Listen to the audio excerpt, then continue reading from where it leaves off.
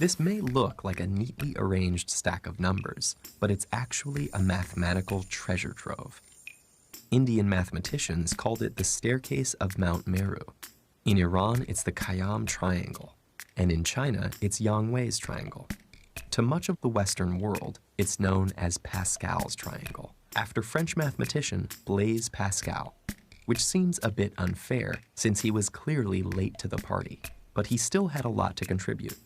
So what is it about this that has so intrigued mathematicians the world over? In short, it's full of patterns and secrets. First and foremost, there's the pattern that generates it. Start with 1 and imagine invisible zeros on either side of it. Add them together in pairs and you'll generate the next row. Now do that again and again. Keep going and you'll wind up with something like this. Though really Pascal's triangle goes on infinitely. Now, each row corresponds to what's called the coefficients of a binomial expansion of the form x plus y raised to the n, where n is the number of the row, and we start counting from 0. So if you make n equal 2 and expand it, you get x squared plus 2xy plus y squared. The coefficients, or numbers in front of the variables, are the same as the numbers in that row of Pascal's triangle. You'll see the same thing with n equals 3, which expands to this. So the triangle is a quick and easy way to look up all of these coefficients. But there's much more. For example, add up the numbers in each row and you'll get successive powers of 2. Or in a given row, treat each number as part of a decimal expansion. In other words, row 2 is 1 times 1 plus 2 times 10 plus 1 times 100. You get 121, which is 11 squared. And take a look at what happens when you do the same thing to row 6.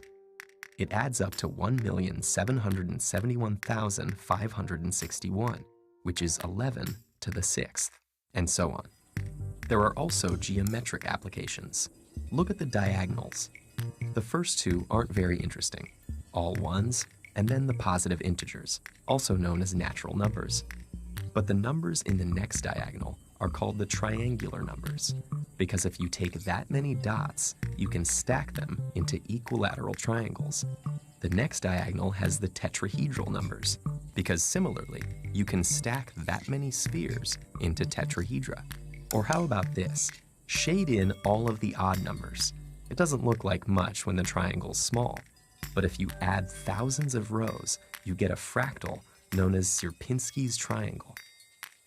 This triangle isn't just a mathematical work of art. It's also quite useful, especially when it comes to probability and calculations in the domain of combinatorics.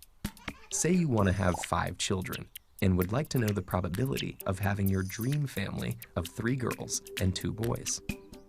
In the binomial expansion, that corresponds to girl plus boy to the 5th power. So we look at the row 5, where the first number corresponds to 5 girls and the last corresponds to 5 boys. The third number is what we're looking for, 10 out of the sum of all the possibilities in the row, so 10 over 32, or 31.25%. Or if you're randomly picking a 5-player basketball team out of a group of 12 friends, how many possible groups of 5 are there? In combinatoric terms, this problem would be phrased as 12 choose 5, and could be calculated with this formula. Or you could just look at the 6th element of row 12 on the triangle and get your answer. The patterns in Pascal's triangle are a testament to the elegantly interwoven fabric of mathematics. And it's still revealing fresh secrets to this day. For example, mathematicians recently discovered a way to expand it to these kinds of polynomials. What might we find next? Well, that's up to you.